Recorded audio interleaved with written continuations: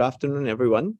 Thank you for taking the time off your busy lunch break to join us for this Global Health Seminar Series. We're very fortunate today to invite Prof. Michael Haglund to come and give us a talk. I've known Mike for a few years now, and essentially I've learned a lot from him just by engaging with him and hearing him give his many talks. And he's going to be here to talk about keys to building a global neuroscience program in Sub-Saharan Africa. Michael has actually been involved in mission work for almost 2.5 to 3 decades now, starting off in Ecuador and now doing most of his work in Sub-Saharan Africa and predominantly Uganda. With the support of Duke University, he's really built up integrated neuroscience program within Uganda from scratch over a period of 15 years. And I think it's great that he's coming here to share his experience with us. So without further ado, I'll just introduce Professor Michael Haglund. All yours, Mike. Thank you very much for the kind introduction. I'm going to share my screen in just a second, but what I'm trying to show here is a template. The similar thing we've done with Duke Neurosurgery in Uganda, Dr. Rao and I are very excited about doing a similar thing between SingHealth and the neurosurgeons and the Global Health Institute here and in Sri Lanka. So when you're thinking about this presentation, I hope you'll be thinking about how this all could apply to similar things here in Southeast Asia and the whole region here. So to get started,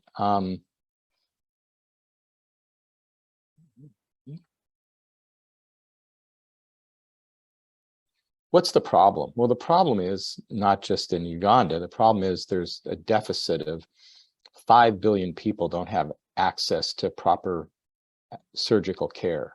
There needs to be 143 million new surgeries done each year that aren't being done.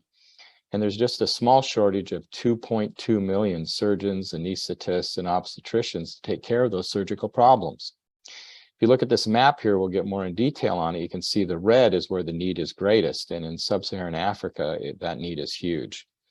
Now, if you look at the world population and set the United States to 1.0, and then obviously you see India and China are much bigger. If now look at Africa and look at Sub-Saharan Africa and look at what happens when we look at the number of physicians. It goes down to near zero. So Africa falls into the Atlantic and Indian Ocean, basically, because of the low numbers.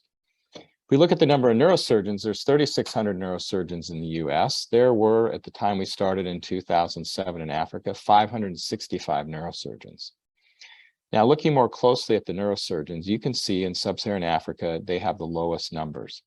This is numbers per million people. Now, if we look a little closer at this map, it outlines just there above Lake Victoria, that's Uganda, but also Sri Lanka, where I recently visited this week with a group from the Global Health Institute here in Singapore to look at the needs there. Sri Lanka has 22 neurosurgeons for 20 million people, 1 neurosurgeon per million. Uganda, when we went, had even fewer. So if you look at Africa, Africa as a whole, the problem is 486 of those neurosurgeons are in North Africa, like Morocco, Tunisia, Egypt, and South Africa. That left 77 neurosurgeons for all of West, Central, and East Africa. So looking at a little more closely the numbers, you take a Northern African country like Morocco with 32 million people. They had 171 neurosurgeons. That's 1 neurosurgeon for every 187,000 population. The WHO and the Millennial Development Goals and things like that talks about 1 to 100,000 to 1 to 200,000 is the range we need. You can see down at the bottom, the United States had 1 to 88,000, but in Uganda, it was 1 to 6 million. The devastating thing is there's only 2 places in all of Uganda where you could go for neurosurgery at that time, and no training centers. So with an average age of 18 years old and a very fertile population, Uganda is going to go from 30 million people in 2007 to 62 million people in 2030. Morocco's set for the increase in population. They have 6 training centers. So there's obviously a huge need there. Now, why Uganda? Well, it all started when a pastor on the left, Pastor Sinyango, came to my church in Raleigh, North Carolina. and he has a little tiny church of 50,000 people in his church. And he told me, you're going to go to Uganda and do great things for God. And I said, well, that's wonderful, Pastor, but I actually go to South America and Ecuador.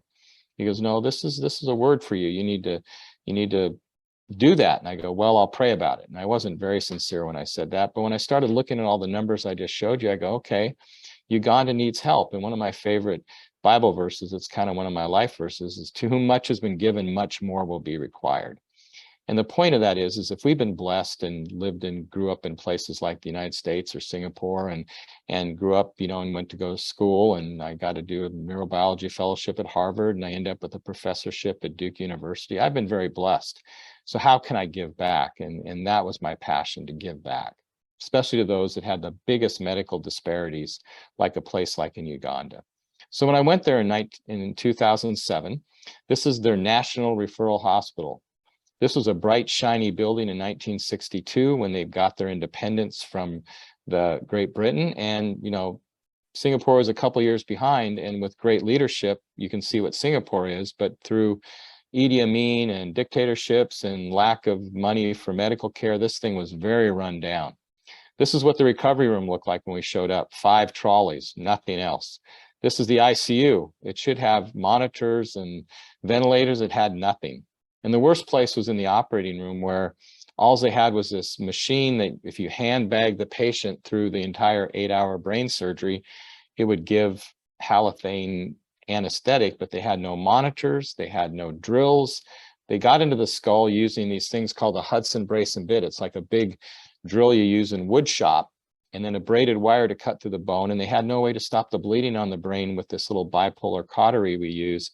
They'd have to lay a piece of gauze on the brain and then peel it off after a few minutes to see if the bleeding stopped. It was basically 1930s US medicine. And the reason I know that is because they still used ether in some of the operating rooms. And the joke I tell is just like when the canary in the mine shaft dies, the miners know some gas they can't see is killing the canary, so they need to get out. Well, when the shortest nurse in the OR faints from the ether fumes building up because it's heavier than air, you need to turn off the Bovie cautery or you might have an explosion. And this was a gentleman that really touched my heart. I took this picture not because he was a neurosurgery patient, because he was on the only ventilator in the whole hospital. 1,500 beds, 1 ventilator. And he had a boda or motorcycle accident. He got knocked down and got a blood clot on the brain, and they had saved his life with their primitive equipment, and he was in a light coma. And when we came back the next morning to see him, he was gone. And I said, what's going on, Dr. Kabir-Wiri? What happened to our patient? Well, in the middle of the night, the power went out and the generators kicked right back on, but the nurses didn't notice for 20 minutes that the ventilator hadn't reset to 20 breaths per minute, and he was fixed and dilated and brain dead from a lack of oxygen. So I came back, we're going to do something. And one of my, philosophies was we're going to make a difference. And this is my naive little child chart. And this is from my notebook that I wrote out on the plane. We need a headlight and a drill and a Bovie and a bipolar. And I don't know how many 202 sat monitors. And we knew about the step down generators we need, but the bottom just shows my naivete to the ultimate. 2 long extension power strips to hook everything up. I had no clue. So that means you can start from scratch with no clue. And if you're passionate about it, you can maybe make a difference. So I came back with, here were the problems. 1 neurosurgeon for 6 million, no technology, only 1 ventilator in a 1,500 bed hospital, no operating room for neurosurgery. They shared one every few days. They got an OR, and no neurosurgery training program. So my solution is this 3TR solution. So 1T is technology. We started a program, placement of life-giving usable surplus, to take our used surplus equipment at Duke. And when it's still working, but we'd get new fancier stuff, we would ship that over there. Twinning, we would take teams of 30 to 50 people. We sort of settled on about 25 to 30, but we would try to raise everybody's ability. A lot of surgeons like me, they go to a country, they show the neurosurgeons there how to do some more fancy or more difficult surgeries, and then they come home. Our idea was to raise everybody's boat. So we would take OR nurses, ICU nurses, recovery room nurses. We'd bring anesthetists to do the anesthesia and CRNAs to help with anesthesia. We also then would bring physical therapists and biomed engineers to keep the equipment running. So it was a whole team approach. So when we spent that week, at the end of the week, everybody had developed these wonderful relationships, the OR nurses with the OR nurses, the scrub techs with the scrub techs. And that was our twinning. And then training, we needed to start a neurosurgery training program in Uganda. I was the program training director at Duke. I figured if I could run the Duke program, we could start one from scratch in Uganda.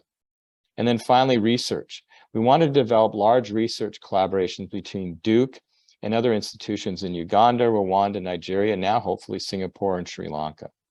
So this is what the twinning looks like. This is our first team in August 2007, 30 members from Duke with 40 to 50 members from Uganda.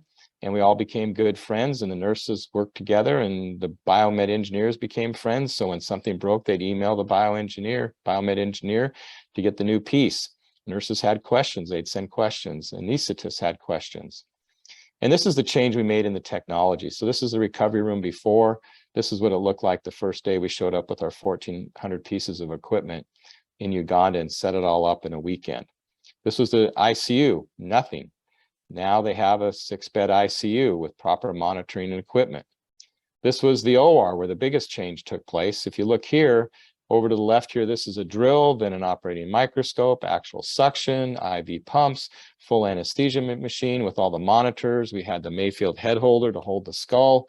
We had bipolars and drills and everything, operating microscope, everything they needed to do neurosurgery. Probably the best compliment we got was the first day the executive director of the hospital and his associate director show up and peeked in the OR and couldn't believe the change because we did it all in a weekend. They said, "Oh, look, director, we've gone from third world to first world in 24 hours. And they really had.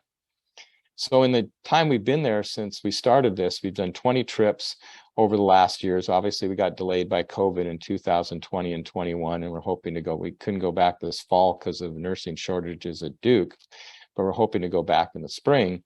But we brought in $14 million worth of equipment, about 114 tons of equipment through getting donations of almost $4 million. Now, we've had help. The way this works is it's not me. You know, I may be one of the people playing and trying to push the thing forward, but we had great help from the health system, the chancellors, the president of the Mike Merson, who was the Global Health Institute director at Duke, was the Global Health Institute director here at SingHealth, Duke-NUS for a number of years, and from my department chairs and philanthropy and corporate support.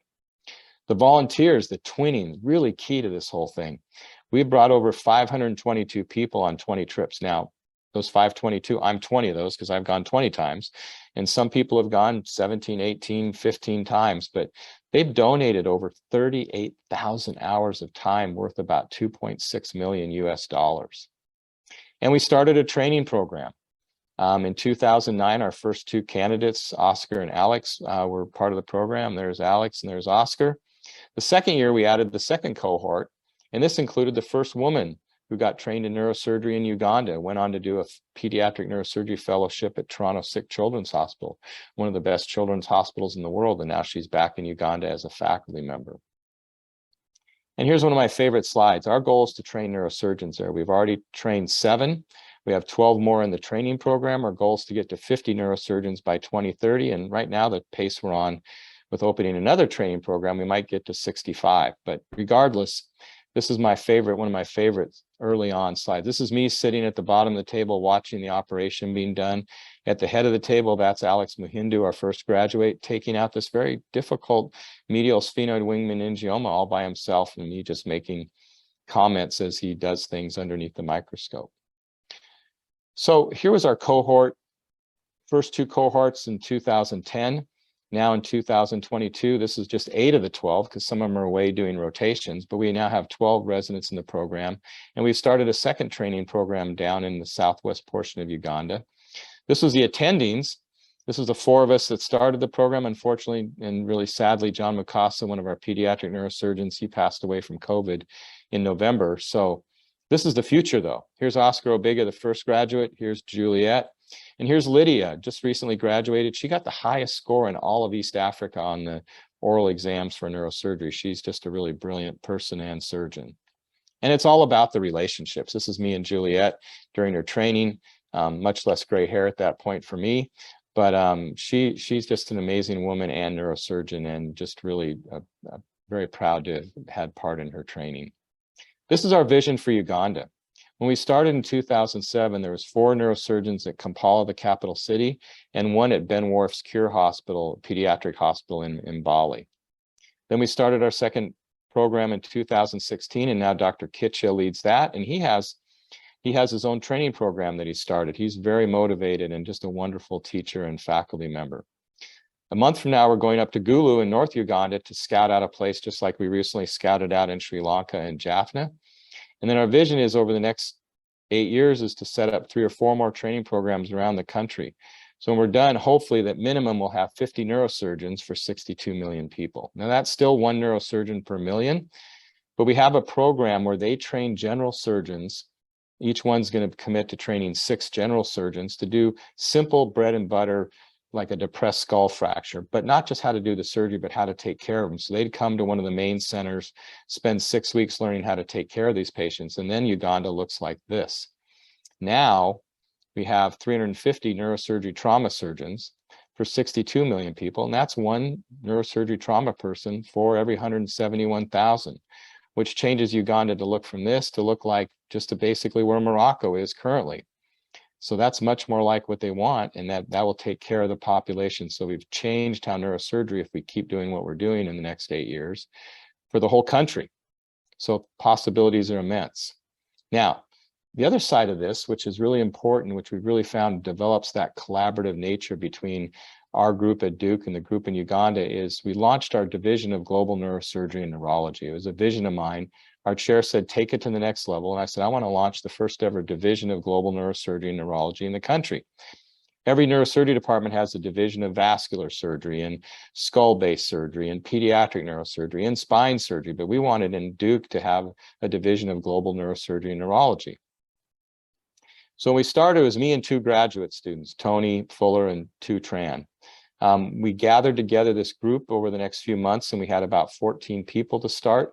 But through the growth and just the great hard work of all the students and faculty, and the work of our camps and undergraduate students and master students, I think we've had 20 master students now, and in our residency program, now our DGNN looks like this. There's 127 people working in our group.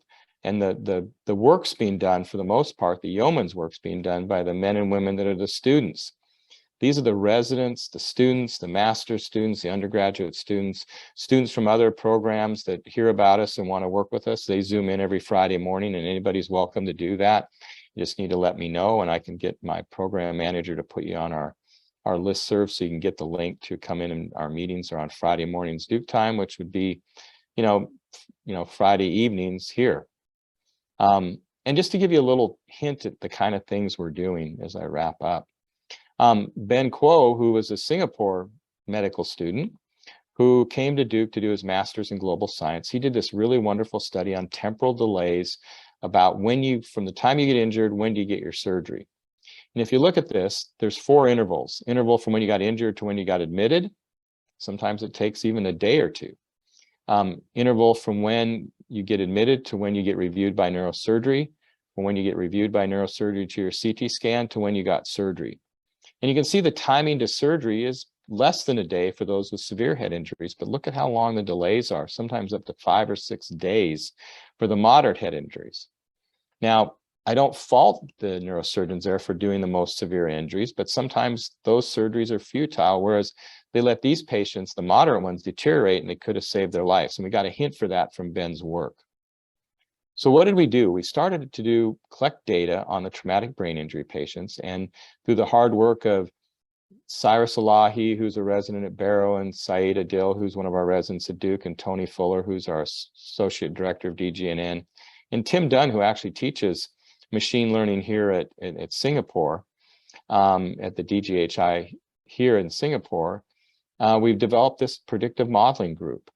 The predictive modeling group, just so you know, it's like all the whiz kids. It's all the smart math kids, because they program in R and Python, and they do these very complex models. But basically, this is a simple way to think about it. You can take 3 data variables, you can put it into a model, the predictive model that we've developed, that says this is the best way to judge things. And if you have a patient who's male, heart rate's 130, and his GCS is 5, his Glasgow Coma Scale, his mortality rate is 67%. So here's where it comes into play. you take all the patients, the yellow is the mild head injuries. On the X scale, it's basically 0 risk of a bad outcome versus 100% risk of a bad outcome. So these patients all live, these patients way off to the edge all die from their head injury. And then there's the moderate head injuries in the middle. So if you took these people and looked at them and said, okay, put the numbers into the predictive model, there's a 98% chance they're going to do well if we don't, or they're going to die if we do nothing. And there's a 94% chance we're going to die if we do surgery. So that really in this patient, it doesn't matter what we do, they're probably going to pass away from their head injury. But this patient, if we look at them, there's a 98% chance they're going to die if we do nothing, but only a 41% chance if we do surgery. So we could actually save their life, almost more than half the time. So that's the person we want to operate on. Now, take this graph right here. This is a graph of increased odds of survival on the y-axis, and just what I showed you before, 0% mortality here, 100% mortality here. If you look at the right side of that curve, those are the people who surgery is not recommended because the injury is too severe, but you look in there, there's still a lot of blue dots in there that got surgery. If you look at the other side of the graph, these are the people who for sure are going to survive, and surgery would not be recommended, but a lot of people in there got surgery. The people that we need to help are the people in the middle, where this peak here is the people that have an increased chance of survival. And there's a lot of pink circles in there, not very many blue. These are the people we need to identify, because if we operate on them, we will increase their chance of survival while not helping those people over on the far right-hand side of the curve. Now, one of the other problems in Uganda and in smaller district hospitals in many countries, and especially Sri Lanka, is in Uganda, if you got a head injury, many times at the National Referral Hospital, the CT scan's not working. So in order to get a CT scan, we have to send you to a private hospital, and that CT scan costs $200. Well, the average income in Uganda is like $200 a month. So they go to their village and they collect 50 cents or $1 from each of their family members or people they know, and they collect up $150 and they come and get a CT scan. At Duke, if you have a closed head injury and you have any blood in the brain at all, we say, get another scan in 6 hours. And if they get sleepy from us doing neuro checks every hour all night, and they've been up all day and they're falling asleep and not easily arousable, we'll get another scan. So we might get 3 scans in the first 24 hours. They can't do that in Uganda because the family can't afford it. So we've developed this with this group in Israel, this thing called the infrascanner. It's a handheld device, and it basically shoots near infrared light into the brain, and it can tell if there's a difference between the side with the blood clot versus the side that's normal. Now, this is flipped around because this is right side and this is left side, and this is left and this is right. But we can pick up that hematoma, and if we have a CT scan to compare it to, we can follow it over time and see if it gets worse. We did a study at Duke where we collected 500 patients who had CT scans for head injuries, and then we looked at what was the sensitivity and specificity of these 500 patients, and it was pretty good. Sensitivity was 85%, the specificity was 95%, so the false positive rate was only 4%. Now, we're doing a similar study in Uganda. We're still collecting the data. This is just an early review of those patients, but we found out that the sensitivity was still very good. In fact, it was better than in the United States, but the specificity, there was a lot of false positives because a lot of their accidents involved depressed skull fractures from boda accidents, or somebody hitting them on the back of the head with a hammer to steal their motorcycle and their money. So there was a blood clot outside the skull, which meant we had false positives. So we're working on ways to make that better. And we're also working on neurology problems like epilepsy. This is Tony Fuller's study.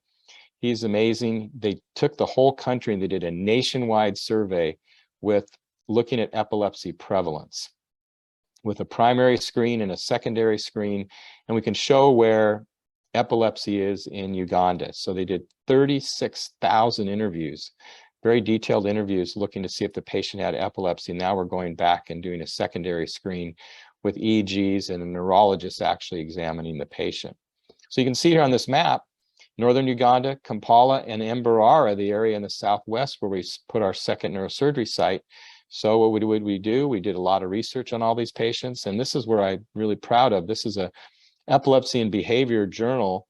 We got a whole special issue on the work we'd done in Uganda and published 11 articles, but of those 11 articles, 7 of them were first authored by the Ugandans, which I think is important.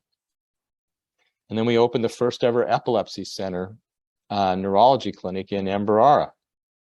Here's Tony Fuller, who did a lot of the work, and Deb Coltai, who's a Ph.D. in neuropsychology. The mayor of the city and the people that are running it, we brought them over to Duke to train them how to do EEGs, and now they have their own epilepsy clinic that sees about 1,000 patients a year.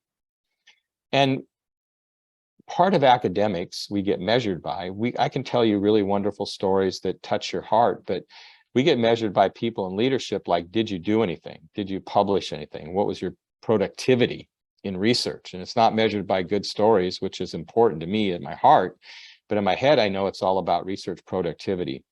Well, this group did a study looking at high-income countries, low and middle-income countries, and the collaborations and how many papers were published. At this point in 2020, we had published 78 manuscripts, but what I like most is the highest density of publications were in this little country right here called Uganda because of our work and Ben Wharf's work on hydrocephalus. And what have we done since we started our DGNN? We've had 103 publications, so it's been amazing how hard everybody's worked to do this. We have 2 NIH grants worth over $8 million and philanthropy and money from industry to keep our program running. Just to give you a little brief vision, myself and 2 members of the SingHealth Duke-NUS Global Health Institute went to Jaffna in northern part of Sri Lanka just Monday, Tuesday of this week. And their platform there is pretty good. This is one of their high dependency units. This is their operating room. They have a microscope and everything they need. They have this beautiful rehab hospital that was supported in their training and everything by SingHealth and the Global Health Institute. And it's beautiful. And so their platform's great, but they have I had 100 medical students in a lecture, and I had them raise their hand if they had any publications, and no hands went up. So a brief vision, Professor Jai Rao and I spent like 3 or 4 hours this morning outlining a plan, but here's kind of my initial review. There's great involvement by leadership for building a collaborative effort with Singapore. There's facilities are excellent, even better with completion of this new neurosurgery floor that got slowed down by COVID, but it'll have everything they need to do. You know, they'll have their own ICU, they'll have their own operating theaters. It'll be wonderful.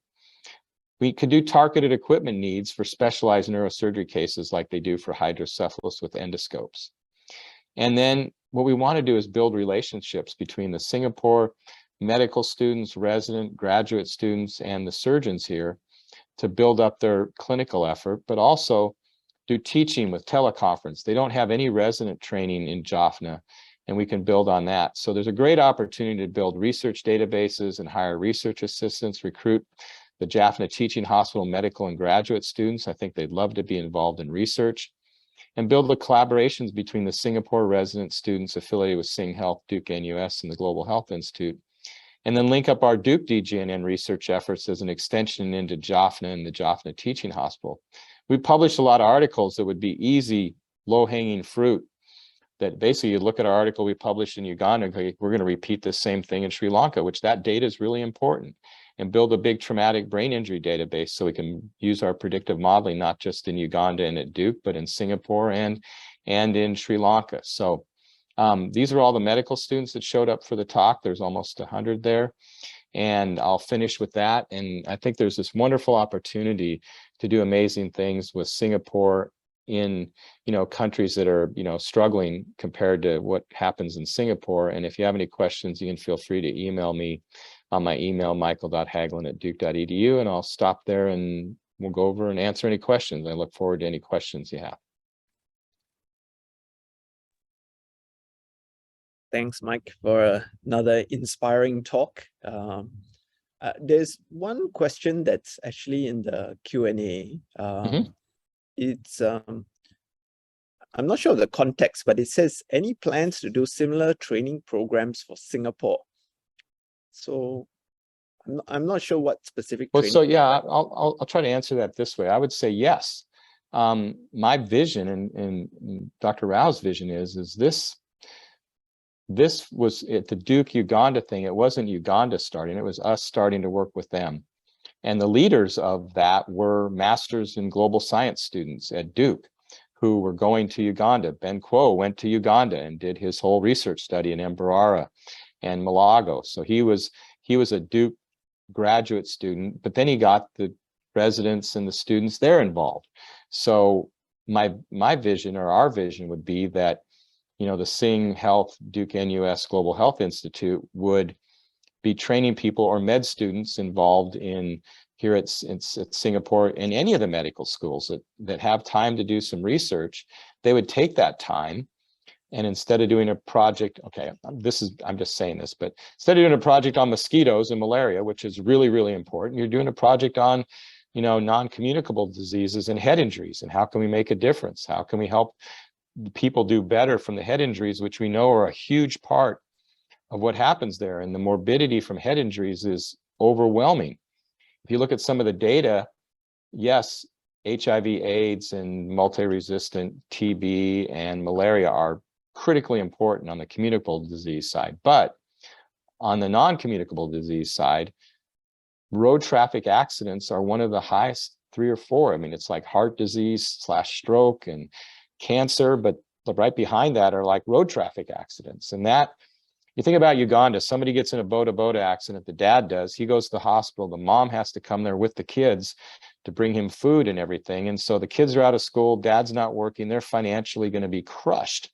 But if we have a good program that takes better care of those patients and rehab to get them back to their working ability, we can make a difference and make a big impact in something that's not just on the communicable disease side. So I'm hoping what we do is we gather a group of, medical students from Duke-NUS that want to spend their year of research doing this kind of work with a vision to doing surgical subspecialties down the road for their training.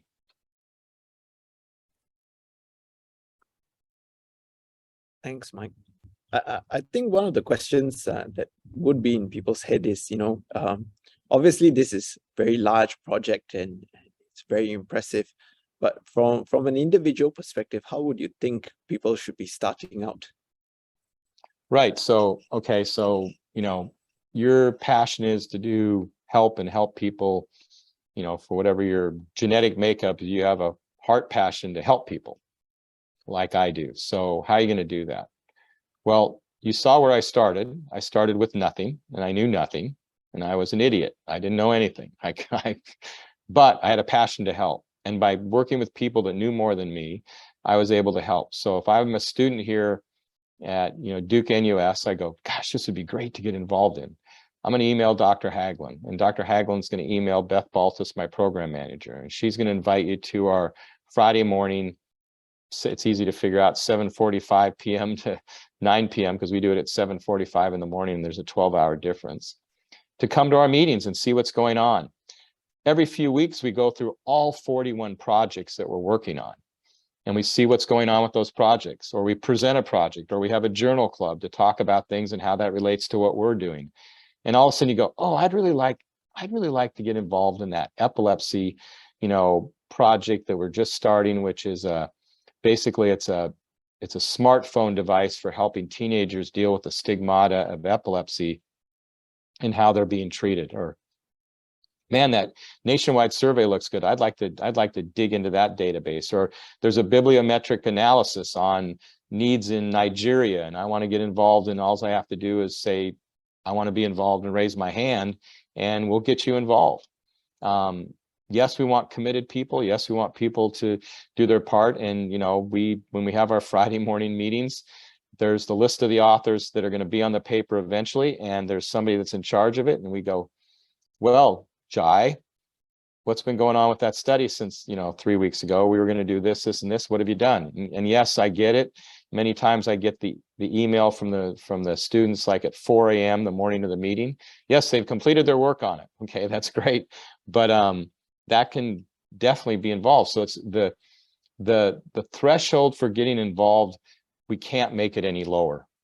It's more of, do you have the passion to get involved? And if you have the passion to get involved, we will help you get involved. We will help you do this. We have master students both at Duke-NUS. You could apply to be in the Masters of Global Science program at the Duke Global Health Institute, and we usually take 2 or 3 of those a year. And if somebody's been working with us a little bit on a project, we'll jump in and support them being admitted to our program. There's always those opportunities. So it's not a hard lift. It's just email me, come to the DGNN meetings. you know, all you have to do there is say your name, who you are, and answer our what's your favorite movie you saw in the last 3 months, or some icebreaker we do. So, you know, find out what your favorite color is, or, you know, are you Star Wars, or, you know, something else, you know. I mean, and it's a great meeting. Usually we have 25 to 30 people there at any one time, and it's all our students, and we'll just link you up with one of the students. Oh, you want to be involved in predictive modeling? Andreas is such a great guy. He'll get you tucked in, and you can stay after the DGNN meeting for the predictive modeling meeting. That meets from 9 to 10 a.m. And that's where all the smart kids are.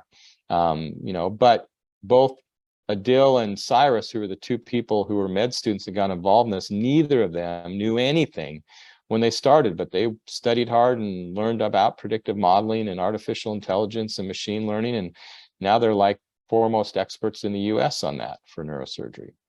So I think we can take people who, you know, that thing they talk about in psychology, tabula rasa, blank slate. You know, just bring your blank slate and your passion, and that's really all you need. And there's a project for you if you're interested in neurology or neurosurgery. There's a project for you to get involved in that kind of stuff. Thanks, Mike.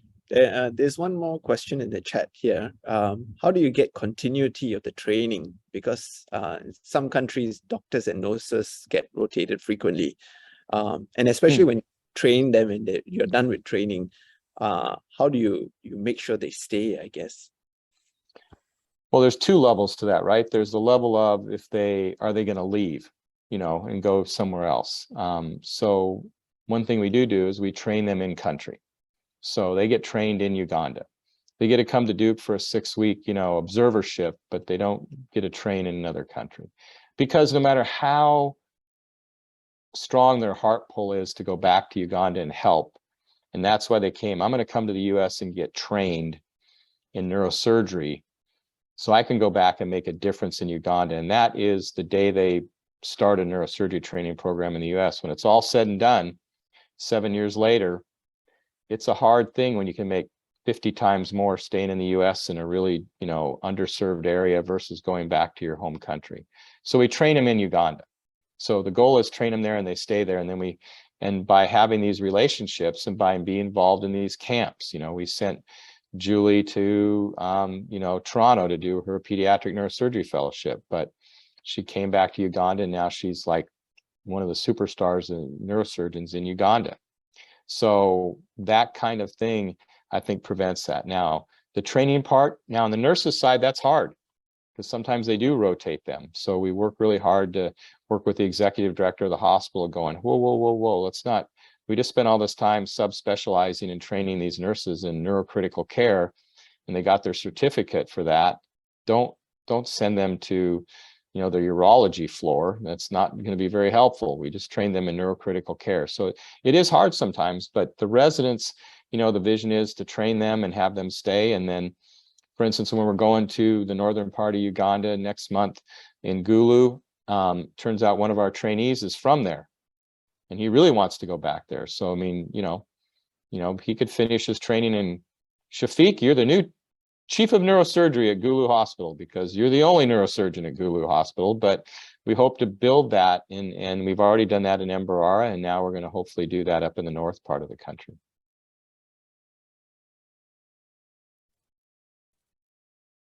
Great.